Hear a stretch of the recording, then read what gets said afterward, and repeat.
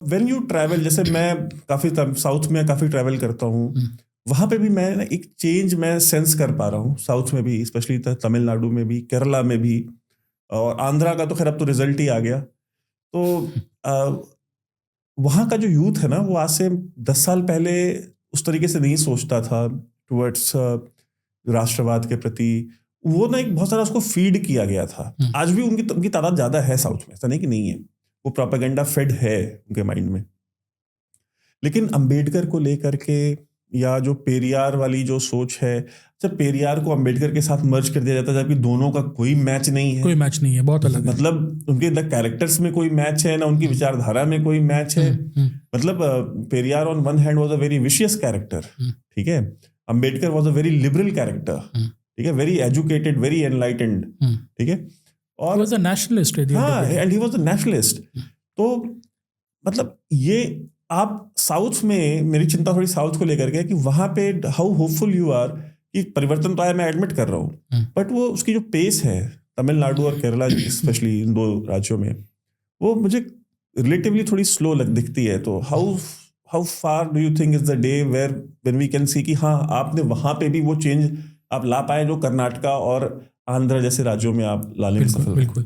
ये आपने इंटरेस्टिंग बात पूछी। इसके दो बातें। पहली बात, मैं ये नहीं मानता कि साउथ में नेशनलिज्म कम है। नहीं, बिल्कुल नहीं, मैं नहीं मानता। पॉलिटिकली जो है उसको कुछ पॉलिटिकल पार्टीज ने, जो वोकल एक सेक्शन होता है, वो शोर ज़्यादा मचाता है। तो आपको लगता है कि तमिलनाडु का युवा ऐसा है वैसा है? नहीं, मैं एक सेकंड, मैं इसको रिफ्रेश कर देता हूँ। मैं जाता हूँ वहाँ इतना, मैं ये नहीं कह रहा हूँ कि वहाँ का युवा राष्ट्रवादी नहीं है।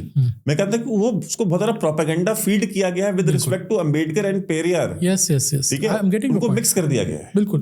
देखिए, मेरे ख्याल से उतना भी स्ट्रांग नहीं है। जैसे कि अगर हम जैसे कि आप दलित राजनीति की भी बात करते हैं नॉर्थ इंडिया में, आप देखते हैं कुछ एलिमेंट्स हैं बहुत ज़्यादा रेडिकल बातें करते हैं, उल्टी सीधी बातें बोलते हैं, but this a very limited section, और वो भी एक या दो जातियों से आते हैं, बाकी दलित जातियाँ उसमें शामिल भी नहीं होती हैं।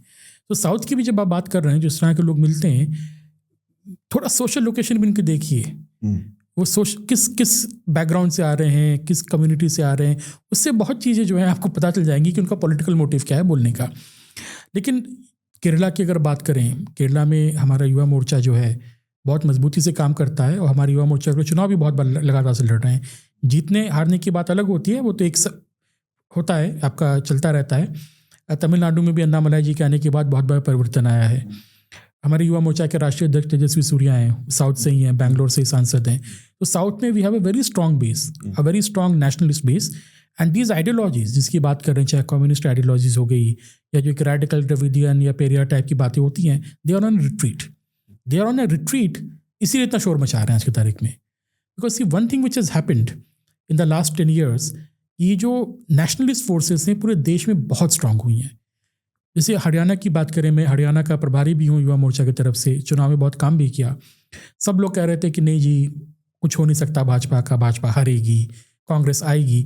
हम लोग जमीन पर लगातार जो महीनों तक थे, हम लोगों को लग रहा था कि ऐसा नहीं है स्थिति। क्योंकि युवाओं से जब आप बात करते थे, जैसे जाट युवा से बात करें जो कांग्रेस का था, ठीक है, एक सेक्शन था जो हुड्डा के समर्थक का होगा, वो तो अपनी अपनी चॉइस होती है।